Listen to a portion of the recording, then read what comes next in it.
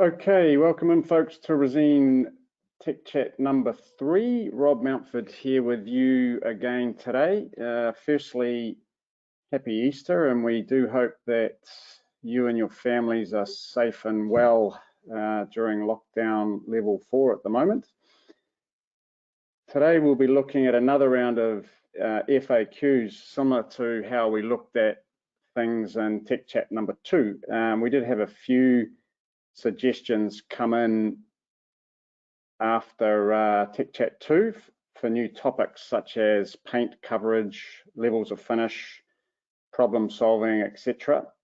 So it became apparent fairly quickly that was a good theme for today's session, and that is of course a general focus on interior plasterboard finishes. Now, from a paint supplier's point of view, this is a great theme, as all too often we feel calls at the end of a project saying there's something wrong with the paint, when in fact most of the issues we see typically relate to other areas rather than the paint itself. So hopefully we can cover off some of these areas today for you. So purpose of TechChat 03 is is understanding that we will have an important part to play in achieving the outcomes our clients are expecting, and it's sharing some useful information so that we catch the issues before they happen. So today we'll be having a high-level look at plasterboard and levels of finish, tools of the trade quickly, wallboard sealers, which is always an interesting beast, paint coverage and opacity, another interesting one, and then curing of paint. So thank you to our friends at Winstone Wallboards. They've allowed us today to use sections from the JIB site guide. We're not using a lot from the site guide, but it's important to note that this is just a general platform guide to understanding the perceived paint issues. The site guide is a really useful tool, and it's available as a free download on their site, so you can jump in at any time and download the different sections, or you can download the full guide as well. We find this guide extremely useful, and when we're out on sites looking at issues, I've always got this guide in hand. So as an introduction to the guide, it's about having a clear understanding of a level of finish is an important step to delivering an acceptable finished surface. Now, from the ADNZ standard as well, it lays out that levels of finish are about the quality of finish prior to the application of decorative finishes such as paint. And we'll just have a look at that again. It's really important to understand that it's not a basis for establishing acceptance or rejection of the final decorated surface. So when you're looking at something that's been painted already, you're not there deciding whether it's a level 4 or level 5 paint finish. It's about the level of finish on the plasterboard surface prior to painting. So just a quick look at the actual levels of finish. Level 3, we're not going to worry too much about. That's for areas not requiring decoration. So level 4 obviously is the default level for plasterboard linings, and level 5 is the area that we specify for critical lighting, for higher gloss paints, and also where dark colors are chosen. Now, in my experience in the industry, level 5 is not specified enough in our environments, whether it's residential or commercial. And if you are not specifying level 5 as a cost-saving measure, you can expect to have issues down the track once the paint's on the wall. So we're gonna go through a lot of those and how they present themselves. But it's really important to understand that there's reasons why why level 5 is specified. But as I say, we'll move through those as we go through the webinar today. So this is a guide chart from the site guide, and this is the one that I refer to a lot when we're on site looking at things. We're just going to step through the paint side of things here. And what I wanted to show is how quickly things path their way through to level 5. We'll just follow this through. So flat matte coatings we put on ceilings typically. Satin and low sheen coatings we use on wallboards. As you can see where that tracks through to pastel and mild tones, we're talking about whites and lighter colors there. If you have non-critical lighting, yep, you're at level 4. If you have critical lighting areas, you are very quickly path through to level 5 as the level of finish that you should have. As we go through again, dark tones. Now this is a really interesting one because often colors are chosen afterwards, and we see a lot of this where dark colors are put on feature or statement walls, as we call them now. And whether or not it's critical or non-critical light, it should be at a level 5 finish. You will see surface imperfections, and we'll talk about those a little bit more. More when you use dark colors than when you use light colors. So that shows really clearly if you've got dark colors, it doesn't matter whether it's critical or non-critical lighting, you should be at a level 5 finish. And then of course, higher gloss coatings, critical or non-critical lighting takes you straight to a level 5 finish as well. Now we see a lot of this when we're dealing with aged care facilities or hospitals. You get really long hallways, corridors, and typically there's a large window at the end of them to be able to let some light down that corridor. I've seen a few recently where the level 4 finish down that whole corridor, where it should have been a level 5 because it was critical light. We had semi-gloss paint specified on the walls, and you can quite simply just see all the jointing as it goes down the hallway. So just a quick one on what is critical light. It's pretty simple. It's where light's coming in at a shallow angle. So just like I've talked about, big windows, expansive areas where light's coming in on a shallow angle, and it strikes any surface imperfections or your jointing, and it casts a shadow on the surface so you can see what's going on with the defects, and it exaggerates the issues. Non-critical lighting is where it's more at a right angle. It's just bouncing off the surface and not casting those shadows. So I'm just chucking up here just a few images of, just checking my view there just to make sure everyone's looking at the same thing I'm looking at, of what we see with critical light. This is really common in big expansive ceilings, typically in living, open plan living, dining, kitchen areas. See it a lot.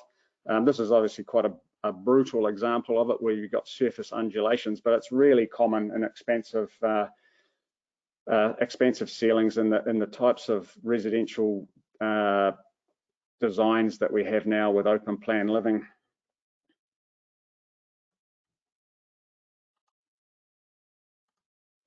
We see a little bit of in hallways as well, joint peaking. It's quite common. This will change at different times of the day, depending on the light as it travels around. And then, of course, this is a really common one. This is defects in the surface. Now, we all have this, I'm sure, where you're sitting watching TV at night and you look up at your ceiling and hey presto, you can see a defect in the surface or plastering that you don't normally see during the day. So this is really common to see. And then the most common one that we see, now I haven't been able to actually get an actual photo of this, but this is just an indicative, is the difference between the paper surface of your boards and the plastered surface as well. So typically the plastered surface is very smooth and the paper has a rougher texture on it. So when you're down hallways with critical lighting, you actually see that difference if you're at level 4 and not level 5.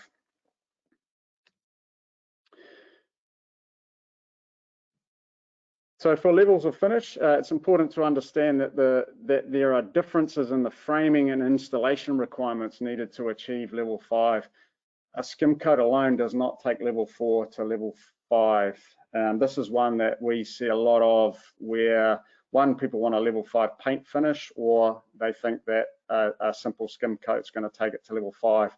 If we haven't been working or it hasn't been specified in the initial stages and we're working with the builders, construction teams, and then your fixers, you're not at a level 5. And I'll just show you the guide recommendations, and it states it really clearly here. As you track across the different levels, it shows you very clearly that level 5, there are some differences in framing requirements around your tolerances, and then also with your installation requirements is around back blocking as well. So if at construction stage it hasn't been specified and constructed to these tolerances, then actually you're not going to achieve a level 5 down the track. And of course, finishing requirements there as well, it states very clearly that a skim coat must be applied to remove the surface porosity, or the differential in the surface porosity, should I say. And we'll talk a little bit about that with sealers as well.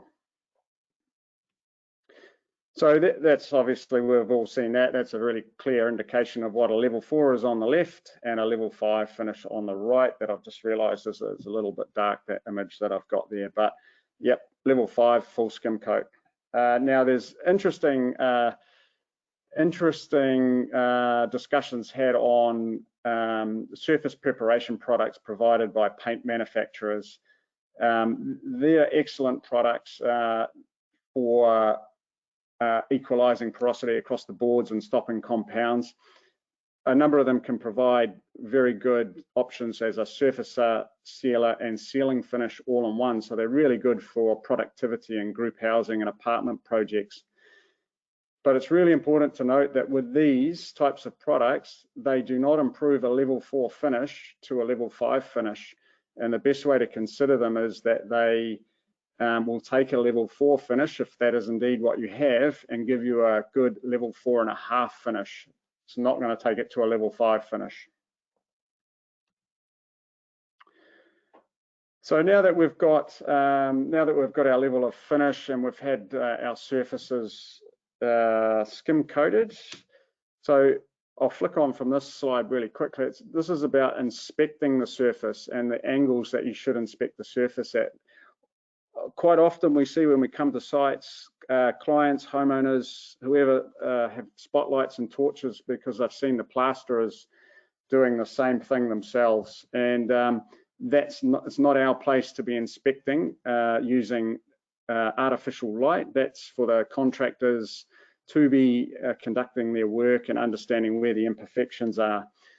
So it's really clear. This is from the JIB site guide as well, and this is taken out of the MB guide as inspection areas. This is obviously for level of finish. It's a very similar guide for us in the paint guidelines as well for inspecting surfaces. You should be at a distance. It shows you should be 2 meters or greater away from a wall when you're inspecting that level of finish. It's 1.5 to 2 meters when we're inspecting paint finishes as well. We do catch people at times right up and close and personal looking at paint finishes, and we have to step them back. And you should undertake your inspections in the natural light of the environment as well. So all these guides are there for a reason. We're never going to get surfaces perfect, so there's guidelines as to how we should inspect them, and then what's acceptable and what's not acceptable. Now that our plaster compounds are on the boards, drying time is really important as well. So your plaster compounds need time to dry before you paint, and this is out of the site guide as well. And it gives really clear indication of the length of time that's required. And obviously we're aware of the pressures on sites to have things completed quickly. But just as an indication here, and we do strike this fairly regularly in our winter months in New Zealand, and it varies through the different regions of New Zealand. But that you can see very quickly there, if your temperatures are 10 degrees or lower, and you've got high humidity, so if we're in the middle of winter and she's been raining for weeks and it's cold, plaster can take many days to actually dry through. Now, we're not talking just touch dry, we're talking dry through the plaster compound. If you go and dump a whole lot of paint the next day over a plaster compound that's not dried through, then you can have issues with that. And the adhesion of the wallboard sealer can be poor, and we've even seen complete failure of the compounds as well, because you're literally just moisture upon moisture and the stuff's not dry. So again, guidelines, these are the things that all go to roll into that level of finish that we're after. And I guess it's all about the challenges that we're all facing as well to get jobs done and get them done on time. But there's some really clear guidelines out there of the things we should be following to make sure that we do achieve the right kind of outcomes. So just a quick note here as well out of the guide. So there's some factors that disguise surface imperfections. I won't go through all these word for word, but matte and low sheen paints go some way to disguising your surface imperfections. Application by roller, now I am going to talk about this later on, imparts the orange peel effect, which diffuses light. Now, this comes out, and you can see it here from the guide, is Winstone Wallboard's JIB site guide recommends the orange peel effect for disguising imperfections. We as paint manufacturers recommend application by roller to impart the orange peel effect to disguise imperfections. And I'm pretty sure it's actually in the ASNZS standard guide to painting as well. So the industry recommends the orange peel effect on your surfaces as it helps disguise your surface imperfections. Lighter colors as well. The lighter the color, the easier it is to disguise your imperfections. So we've got some factors here that actually accentuate your surface imperfections. Semi-gloss and gloss paints, we've already talked about that. They're going to show what's going on your walls or ceilings. Now, smooth surfaces. So when you apply by spray application, and we'll talk a little bit about this as well, it imparts a very smooth surface. It looks really nice. However, smooth surfaces accentuate your surface imperfections, and we're going to talk a little bit about back rolling on the next couple of slides. Yeah, so smooth surfaces are going to accentuate your surface imperfections, and dark colors will do that as well. So out of the site guide again, same info that we would recommend, and I'll just jump through this. What this is saying is, when we apply paint by a spray application, the recommendation is to back roll it to impart that orange peel effect. Again, repeating myself, it helps disguise the imperfections, helps disguise the jointing and the things that are going on the boards, because it's diffusing the light. So what is back rolling? It's pretty simple. It means that as the guy's applying it by spray application, someone's following him around with a roller and actually back rolling through the wet coating. It's pretty simple. As I say, the industry recommends back rolling spray applied paint.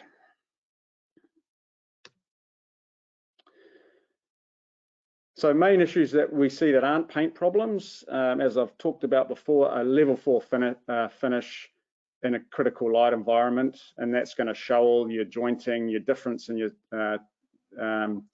surface texture, so your paper versus your plaster texture. It's going to show your undulations, and it's really common for us to see that in residential areas, family rooms, living rooms, hallways, high stud areas as well, entry atrium areas, really common to see an incorrect level of finish specified, and then you see all the imperfections in the surface. Dark colors as well, level 4 finishing shows all the jointing and imperfections, and then of course smooth surfaces where you've spray applied. Now another point on this as well is where you have smooth surfaces, and actually just a note on that as I'm going, is smooth surfaces can be achieved with roller sleeves as well, and we'll talk about that in a moment. But once you've got that smooth surface, it's really difficult to touch up any imperfections or any damage that's occurred, and we all know through construction projects there's always some damage. Really tough to touch something up when it's a nice smooth finish. So key points: level of finish needs to be considered at design stage. We need to be aware of critical light environments, and like I mentioned earlier, we have more critical light environments in our residential commercial projects than really what we give it credit for. Your color choice is going to change the level of finish requirements, or could change your level of finish requirements if you're picking dark colors. We all really need to work into conjunction with everyone. So working with all the contractors to ensure that everyone's on the same page and we know what we're trying to achieve. And really important from our side of it as a paint supplier is a paint finish is not going to improve your level 4 to level 5. We're going to help you disguise some issues, but we're not going to improve it to a level 5. Okay, we'll move on to tools of the trade quickly.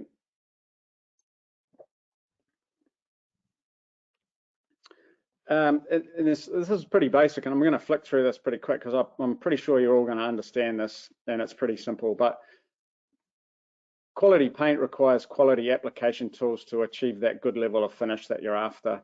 If you're applying paint with low quality tools, poor roller sleeves, poor brushes, you're going to get a poor level of finish. It's pretty simple. Contractors should always follow the recommendations of the paint manufacturers on the application tools, methods, and spreading rates. Now, spreading rates is a big thing we're going to cover shortly. That's because as manufacturers, we test our own products extensively and we know exactly what tools are best for their application. Now, a lot of the manufacturers, I mean, we all may have slightly different recommendations, but it's really important when contractors are using paint products that they follow the manufacturer's recommendations on how best to put that product on. It's going to achieve the best finish. We know what's not good for our paint products, and there'll be a few things that I cover shortly that kind of lays it out pretty clearly, but follow the manufacturer's guidelines. So this is probably number one thing we see in roller sleeves. So we test and trial the roller sleeves. In the guidelines, in the site guide, it says applying acrylic or waterborne paints using somewhere between a 6mm and a 10mm Dacron roller sleeve. Our recommendation is to use the 8mm Dacron sleeves for waterborne interior paint products, for interior paint plasterboard finishes. This gives that correct level of orange peel effect and puts the right amount of paint on the surface. The common issues we see in interior wallboards is people using 5mm micro or 4 or 5 or 6mm microfiber sleeves. They were initially designed for doors to get a nice smooth finish, but they're wanting to achieve a nice smooth finish on a wall. They quite simply don't apply enough paint. Our testing shows that they put on about 50% of what's required. So there's just not enough paint going on the wall. And then what happens is everyone looks at the paint on the wall and thinks that there's a coverage issue. The contractor simply hasn't got enough paint on the surface. Conversely, when we go to 10mm sleeves, what we find in our testing is that they impart more texture than what we're actually after.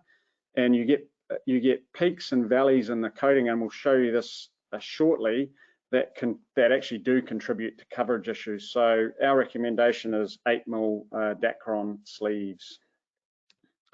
Same with brushes. I'm not going to spend long on this slide. It is really simple. Quality brushes, older low quality brushes, you end up with brush marks everywhere. It's really common to see on sites. Don't need to say much more about brushes. Use a good one. Spraying equipment, we'll just touch on this quickly as well. So a really common issue we see now, that's obviously the spray handle gun on the left-hand side there. The area that I've focused out of there is the tip that goes in. Now those tips, it's really important that they wear as they're being used. And so it's really common for us to see tips that are worn and not replaced. So that they're not replaced often enough. And as you see on the right-hand side there, that's the spray patterns as they would go on the wall, or a general indication. And as tips wear, you end up with a blob of paint going on the wall. So it's just not getting nice, even finish on the wall. The other thing we see with spray units are the pressure settings being incorrect, and it causes tailing and fingering, which I'll show you a slide next that gives you, it's the train track kind of effect down the side of the spray fan. And we see a lot of uneven application of sealers as well, which we've got some images of. And then, of course, as I've talked about, no back rolling of a coating that's sprayed, so you're not getting that orange peel effect that we're after. So this is just the guides to what I'm talking about when we talk about fingers and tails in spray units. It's just those kind of what we call train tracks and things down through spray coatings. That's going to ultimately end up giving the finish, giving a not an even finish on the surface. So that's all about the pressure settings on their spray equipment, getting those right. We've got guys, we're always more than happy to assist with contractors on site around getting their settings right and their equipment right. So our team's always on the end of the phone to help with that kind of stuff. And this is the other one that I find very interesting, and is access. Now, when we're putting paint on, we want to be near the surface, in front of the surface, so that we can put the right amount of paint on and keep a nice wet edge as we're applying it and laying it off. What we see a lot of is long extension handles or poles, and extension handles are fine, and the image there on the left-hand side shows a good use of an extension handle. That's kind of where we want to see it. The guy's putting the paint on in front of him, he can see it. The general rule of thumb for extension handles is the longer the handle or pole, the less amount of paint that's being applied to the surface. If extension poles are warping as people are putting paint on, they're too long and there's just not enough paint being put on. I was at a site recently, a new building for a construction firm in Auckland, and they had nice 4-meter high walls in some of the offices, and massive amount of critical light. Conditions weren't good. We're in the middle of summer. The guys were applying with 3, 4, 5 meter, well, 3-meter extension poles, and they just weren't achieving the kind of finish that they were after. And what they were doing was they were changing the paint coatings to see if they could achieve a better finish by changing the paint. When we came to site, we suggested, hey, grab that mobile scaffold that's over there and have a couple of guys working on that wall and just apply the paint between the two of you, passing your roller, a shorter extension handle down. And it allowed for more consistent application of the paint products and retaining that wet edge, and they actually achieved a really good finish. So access is really important when you're putting paint on. Again, we talked about a little while ago, those high atrium areas and entry areas in residential, really common to see the same kind of issue I've just explained, and this is the way to get around it. It's access to the wall, access to the surface is what we're after. Now we're going to go into wallboard sealers. Now this is an interesting beast, and there's quite a bit to talk about here, but I'll try and flick through it fairly quickly. So wallboard sealers are intended to provide or equalize the porosity across that paper face and the plaster, the stopping compounds that we've talked about already, and to give some top coat hold. So it's got to give the top coat something to stick to. Uniform application of wallboard sealers at the specified spreading rate is critical to achieving good coverage and opacity for the subsequent top coats. Now I'm going to bang on about this as we go through the rest of this webinar. It's really important to have a solid uniform white base coat when you're applying whites and off-white colors so that they achieve opacity. Hopefully I'll give you some visual references here that actually make it pretty clear and simple. So the images there on the left-hand side is what we see a lot of when we're out on site. So I'm not going to beat around the bush on this. This is poor application of a wallboard sealer. There's just not enough paint being applied to the wall. The product's being overspread, and I'm going to talk. You're going to hear me repeat myself on overspreading of paint. It's actually the easiest thing in the world to do. We all do it, to just keep rolling out your paint, not going to our not going to our roller trays enough and loading up our rollers, it's easy to overspread paint. So what's occurring there in the images, it's an uneven application. It's creating different textural areas, and the difference in textures can often broadcast through the top coats as well. So you're often left, after something like that, you're left with a poor top coat finish. This is an image of something that we love seeing. This is good application of a wallboard sealer. So that's evened out the surface texture and porosity, and it's providing the uniform white solid base coat that's the best platform for the subsequent top coats to be applied over the top and achieve the coverage and opacity that we're all after. Now,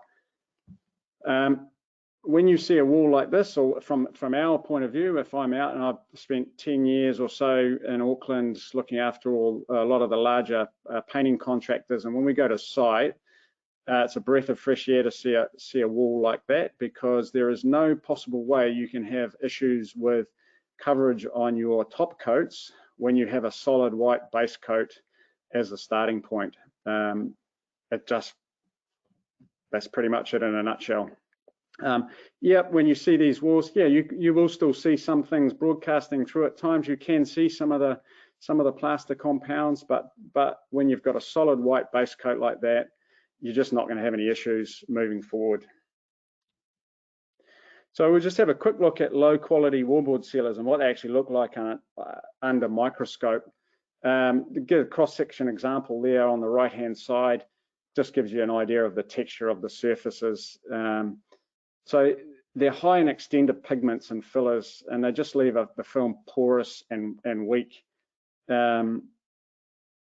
They may even, the low quality wallboard sealers, can even have poor adhesion to your underlying stoppings as well. So they've got excessive low and high points in the film. That just increases your surface texture and limits your chance of actually covering with your top coats over and achieving good opacity. I would point out that these are non-Resene wallboard sealers as well that I'm just showing here at the moment. This is another one, different brand. So the issue with when you have these types of wallboard sealers on the surface is typically, well, not typically, always, they require a significant amount of sanding to actually smooth out the surface. And what it does is it actually removes a lot of the coating that they've put on there anyway, and it's just further reducing your chances of achieving good coverage and opacity with your top coats, because you've literally just sanded your sealer off the wall. It's a pretty simple kind of concept. So now this is a quality wallboard sealer, and this is a Resene sealer. This is Resene Decorator high cover under microscope, and you see immediately the difference. Quality wallboard sealers have far better lay down and flow properties, and they really don't require much sanding at all. And this is achieving really good opacity, and it just provides the best base coat for your subsequent top coats. So it's really important to use quality wallboard sealers along with quality top coats. Now the cross-section example on the right-hand side there is giving you an indication of what the kind of orange peel effect looks like. And we've got a couple of slides, or one slide later on, that just shows something around that area as well. So the common issues we see, low quality wallboard sealers used. Now, again, I'm going to cut straight to it. There's a reason people go for these. They're cheap. That's about it. It's really important that all paint coatings are from the same supplier. This is in the building code. We talk about this in industrial coatings as well, and we covered a little bit of that in TechChat too.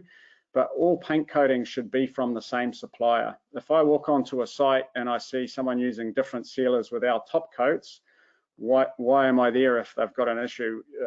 You're literally not getting you almost void your backup from the paint manufacturers when you're chopping and changing different coatings. So it's really important that coatings are always from the same supplier.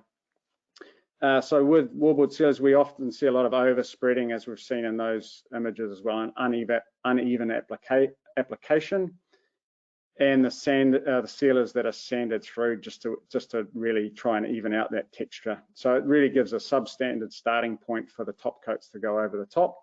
And then this last note as well is there's a real misunderstanding in the industry is that the wallboard sealer choice, so issues that stem from wallboard sealers are often misunderstood as top coat issues when we see things broadcasting through them. So the problems occurred with the sealer, and we actually see it coming through the top coat. So it's a real kind of misunderstanding out there at times. So again, just good starting point there on the right-hand side, not a very good starting point on the left-hand side. So as I mentioned, I go out to see a lot of issues and queries on sites, and when I see something like that on the left, as my Tourette's kicks in pretty quickly nowadays. Yeah, it's an interesting time, and it's an opportunity. Actually, I'm joking aside, I see these things as great opportunity for education now of the industry, and actually bringing people up to speed as to where things should be.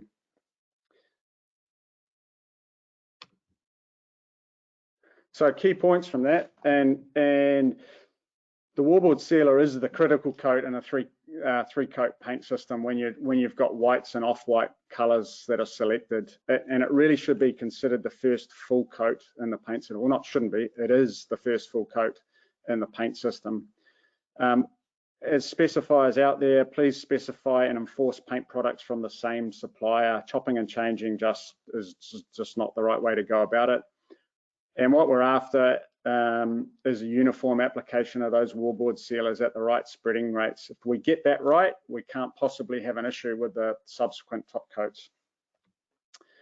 Now, paint coverage and opacity, which is a lot of what we've just talked about. So we've got those sealers right. I could just about flick through this section, but we're just going to focus on today whites and off-whites, and we're going to go into the big kahuna of coverage and opacity questions, and that's Resene alabaster as an example. So there's a lot of things that can contribute to coverage issues, and they include things like, as we've talked about, application methods, tools.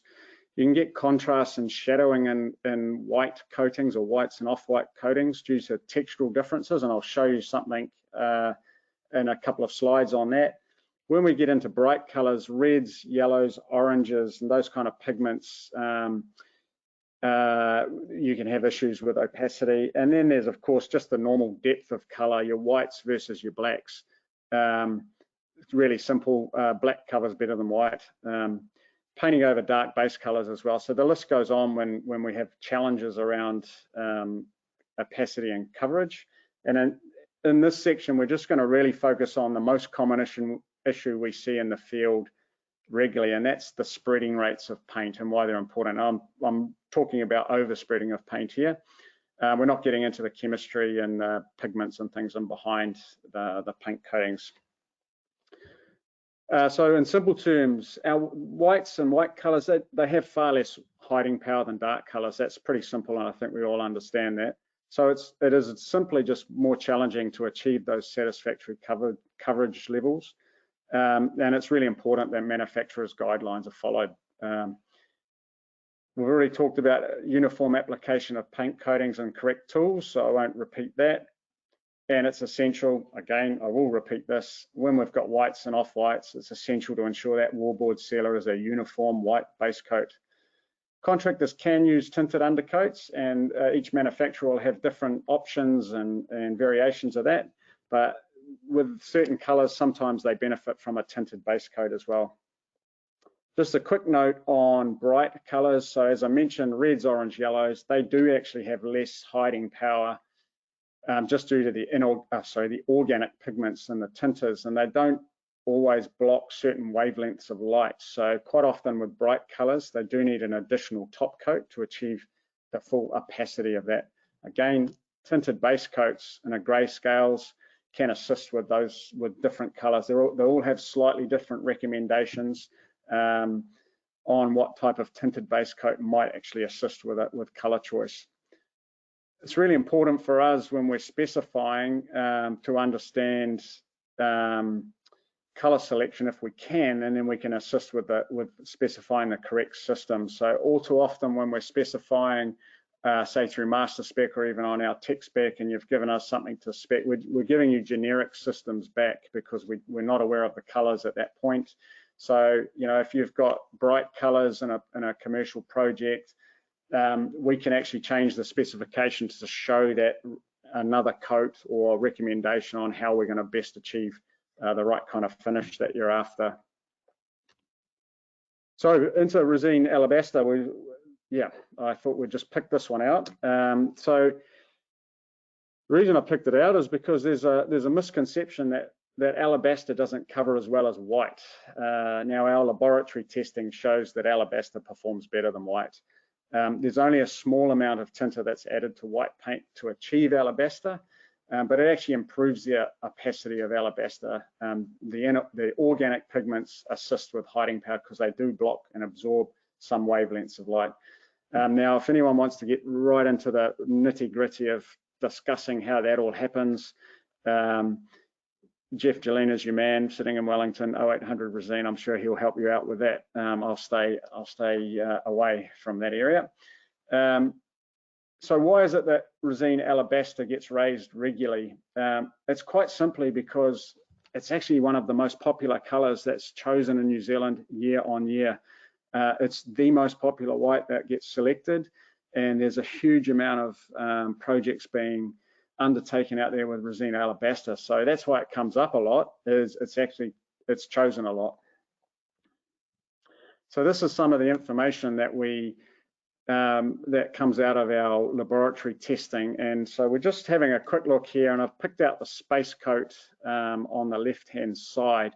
What this chart's showing is at wet film thicknesses, the two different options, 100 microns, 200 microns. 200 microns is the equivalent to about 2 coats of paint.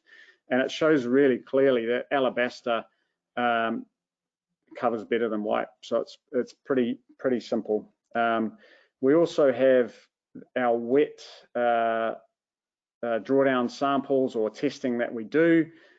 This is industry standard stuff that we undertake. On the left-hand side, we've got alabaster. On the right-hand side, we've got white. And now these tests are done. It's an industry standard card. The top part of that test, you'll see there's a black strip. So it's actually the product's put over a black base, and then the bottom half of that is actually over a white base. So it covers well over the white. Now, just an interesting point here is, as you see, if you can see that on screen, and it's not a perfect picture, alabaster's got that more, I guess, creamy look to it, to a stark white. So there's a misconception there right off the bat on occasion, that because it looks slightly different, it's not covering as well as that stark white. Well, it's covering slightly better. I talked a little bit before about shadowing in whites, and so we won't spend too much time on this. This is a really simple guide to what occurs, and we all do this. There's an optical illusion thing that occurs when we're looking at white finishes with the orange peel effect. As the increase in stipple occurs, and on the left-hand side, we'll give that as an example of a moderate orange peel. Right-hand side, there's more stipple in the coating. What you get in the valleys there in the stipple is you actually get a shadowing effect, and the more we look at it, the more the human brain can't figure out what's going on, and we pick it up as an issue. So the more we see these shadows in the coatings, when it's side by side with the film thickness, and you see the color there on the peak of the stipple, and you see the shadow, our brain tells us that something's not right and it's not covering. So we've all been there, we've all looked at walls and gone cross-eyed thinking that we're looking at a coverage issue, and quite often it's actually just shadowing in the paint coating that's throwing us off. So spreading rates, I've talked a little bit about spreading rates.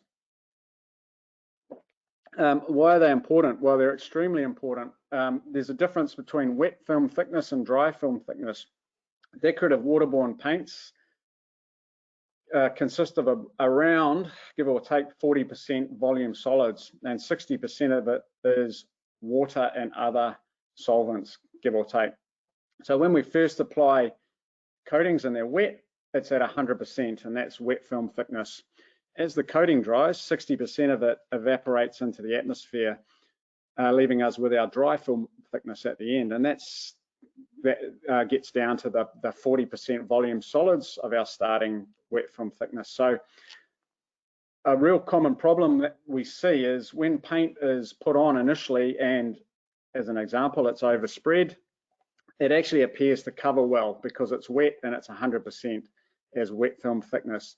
As it dries and it releases the moisture and solvents, it dries down to 40% of that original film thickness, and that's when the coverage issues present themselves and people look at it and say there's something wrong with the coating, it's not covering well.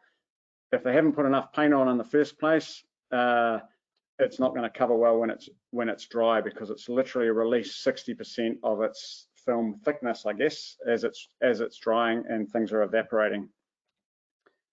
That's just a little guide representation of just what I've talked about. Wet film thickness on the left-hand side at 100%. As it dries, releases its moisture through evaporation, and bang, you're down to film thickness for dry film thickness at 40% of the wet film thickness. It's just a generalization around decorative waterborne paint coatings and volume solids. Paint coatings vary in their volume solids. There are paint coatings that have 100% volume solids, so it's really important. All that information is on technical data sheets. So how can we educate on spreading rates? So our place is to give the right kind of advice. So we're talking about roller sleeves and application methods. We also talk about the volume of paint that's used. It's pretty simple to actually figure out, calculate the litres used by spreading rates and the expected square metre area. So you can kind of figure out, have you used about enough paint? Visually, I find really important to actually give visual guidelines, and I'll give an example of one that from 5 or 10 years ago at a trade site where I got called because there was a drama with coverage. Went on site. I was really fortunate to actually see an area that was completed that they were concerned about, but actually the guy that had just done that was working off into another area, and I saw him zigzagging down the wall with his wallboard sealer. So I just asked him to give me 5 minutes of his time and challenged him just to see if he couldn't paint the wallboards white with his wallboard sealer, and I got $10 out and said, I bet you can't. And actually, I gave him the $10 because he could paint the wallboards white with the sealer. And what it gave him was, and of course they didn't have any problems with coverage from there on, but what it gave him was a visual guide. So from then on, the guy knew, okay, I need to put my sealers on at a correct rate, and I need to get that nice white base coat. So visual guides are good. Dry film thickness is really difficult to test because you really can only do that through destructive testing, so it's not practical. But wet film testing is really easy, and we don't do enough of this on site. It's done more on industrial protective coatings, steelwork and the like, because it has to be done. So wet film testing is a lot of what we will do nowadays if we come to site and we're looking at an issue and we're just trying to figure out what's going on. The gauge you see there, we give them out for free, and they range, all the numbers around the edges are in microns, and you use the right side of it depending on what you expect to see for that particular paint coating that you're putting on. So for acrylic paint, we typically would use that range 25 to 152 on that edge, and just as a reminder, there's 1,000 microns in 1 millimeter. So if we're talking about a wet film thickness of 100 microns, that's 1/10 of a millimeter. So there's not a lot of thickness there in paint coatings. So wet film gauges are really simple to use. You quite simply just press the correct side into the wet film firmly. As you pull it out, you will see that there is paint on the teeth or the tooth, so that the reading is from the last wet tooth to the first dry tooth. So in the example we have here, the range is sitting at 76 to 102 microns. So that's telling us that that if we're putting on one coat of paint and we're expecting to see around about 100 microns, if I was doing that, I'd be quite happy. I'd say, yep, that's going to be somewhere close to the 100 microns.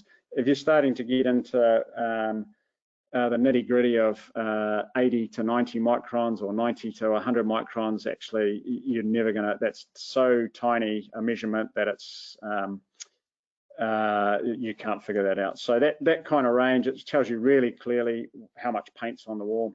So just a note too, when we go out to site, when we do our wet film testing, typically the kind of results that we see is around 50%, 50 to half to 2/3 of the correct wet film thicknesses are being applied to the surface. So, and all contractors, when we see them, are really receptive to that kind of information because it gives them good understanding about what they're doing. And once we show them and they see wet film gauges, they're all happy to have them and use them. So they're a really quick way of figuring out how much paint's on a wall. So there is a little calculation that's required when you do that to calculate from wet film to dry film thickness. Example there on the right hand side, if you had 40% volume solids and you're trying to achieve 40 microns, which is one coat of paint, 40 divided by 40 times 100 gives you 100 microns of wet film thickness that you require to put on the wall to achieve one coat of paint, or the correct film thickness. If you had a different volume solid level, there an example too. Say as an example, we had 60% volume solids.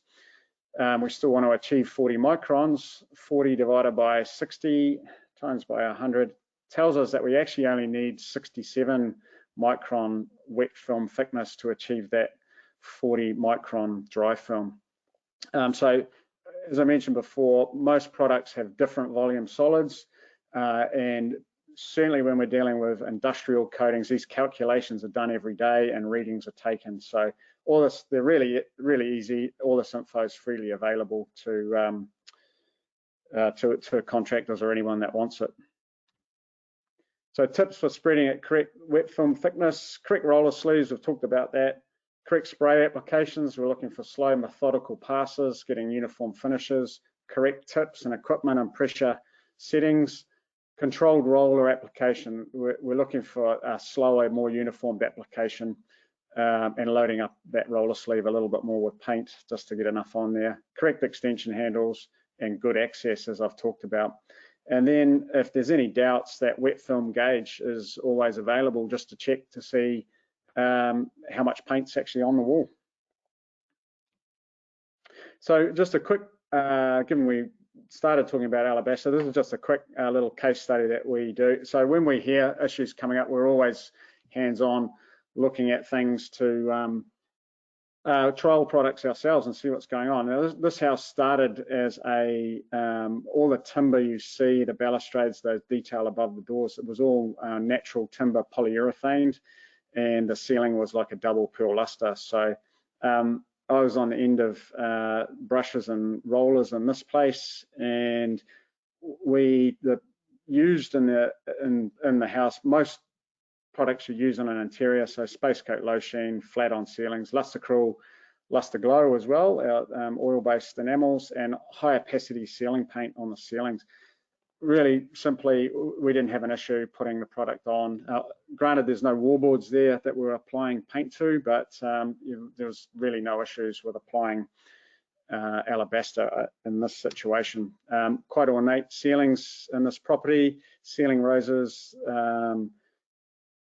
high opacity on the lounge room there with no issues. And then the bathroom, I actually think that's one that I put the product on that ceiling, and no issues there again with space coat flat over a double pearl luster. In fact, product actually covered pretty much in one, and then the second coat was just a nice kind of icing on the cake, of course. This is just another test that we did, which I won't dwell on too long. It was someone queried putting over a jib fire line, just a acrylic system, and so we did some tests on it, and one coat of decorator high cover, a couple of coats of space coat low sheen, tested them with the wet film as we went, and no issues at all with coverage here. So there were a number of other samples we did on this one. One of the notes that sometimes we get when we do things like this is that, well, it's a nice little sample, it's nice and easy to achieve a uniform block color or coating on that surface. Well, that's actually what we're asking for across wallboards. So yep, it's a small sample, but that's indicative of the kinds of things that we should see in any space. So key points: follow manufacturer's guidelines, use the recommended tools. If in doubt, check the spreading rates. We give them out for free. And again, wallboard sealers are critical, the critical coat to achieving that opacity. Curing of waterborne paint, just focusing on interiors. These are the normal curing methods of coatings. Waterborne, as we've talked about, occurs through evaporation. Oil-based paints, oxidation, so it's a reaction with the oxygen in the air. 2-pack epoxies urethane, there's a chemical reaction that occurs. And moisture-cured polyurethanes, that's a reaction with moisture in the air. So key points on waterborne paint curing. Waterborne paint dries through the evaporation process. So simply the water and other solvents in the coating evaporate into the atmosphere. Our ideal drying conditions, 15 to 20 degrees, and humidity is really important. Less than 75% relative humidity is what we're looking for as an industry standards. And of course, we want gentle airflow as well, because we need to move that moisture out and away from the area. Coalescing and film curing of a coating can take around 5 to 7 days in ideal conditions. So that's when it's doing all the things it needs to do to give you a durable paint coating finish at the end.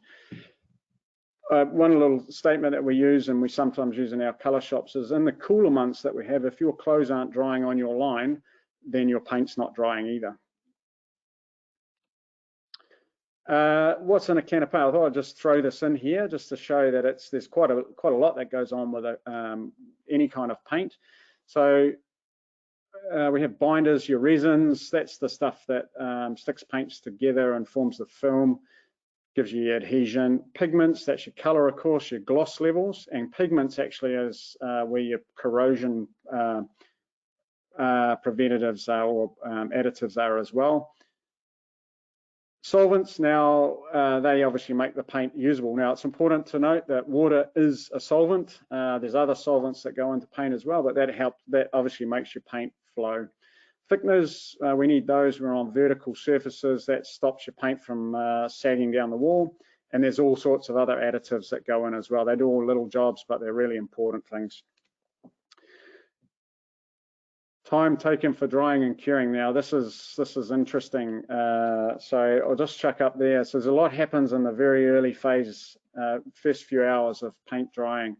The water's evaporating, the resin particles are starting to move together and stick together, and in the last couple of hours there, they're actually sticking together properly. They're fusing together, but there's a lot of other stuff that occurs in the following 5 to 7 days as well, so that you get your durable coating. You've still got the coalescing solvents, and that's the thing that's helping the paint coating set up correctly to do its things. And the last sort of glycols and things leave the film, and then the paint film is fully dry after about a week. And then once you've got it, once it's done, that paint coating is good for many, many years. This is the coalescing process, just to give you an indication, pretty basic indication, of course. Stage 1 and stage 2 happen very quickly, and the early phase of stage 3 happen in a matter of hours. The last stage of end of stage 3, should I say, takes many, many days for that durability of the paint coating to set up. Now I'm going to talk to you about why that's an issue. So what affects drying and curing of paint? Now we're talking waterborne coatings here, of course, so humidity does. What we're after is lower humidity will assist drying. As I've already mentioned, the moisture has to evaporate into atmosphere. So up over 75% relative humidity, waterborne coatings will struggle to dry. Once you're up over 85%, they're pretty much not going to dry for you.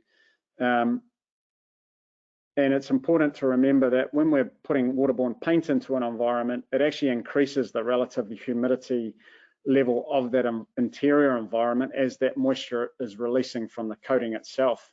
So the common problems we see are, and it's different regionally, but high humidity in summer and winter. And one of the major issues is when we're painting residential and commercial interiors and we mask out the areas with film, there's no airflow, and so there's nowhere for the moisture to go. If you've got a highly humid area, there's no airflow, there's nowhere for the moisture to go. That often happens when we're painting in the evenings. People finish painting, close the house up, and out they walk, and the paint just sits there. So we actually need airflow. The moisture in the paint's got to go somewhere. It needs to be moved out and away from the environment that it's in. So we're really looking for doors and windows to be open to allow airflow. Even extraction fan units are superb. It's sucking the air out of an environment and moving it away. So again, what we see with lack of airflow is residential and commercial interiors that just don't have any airflow.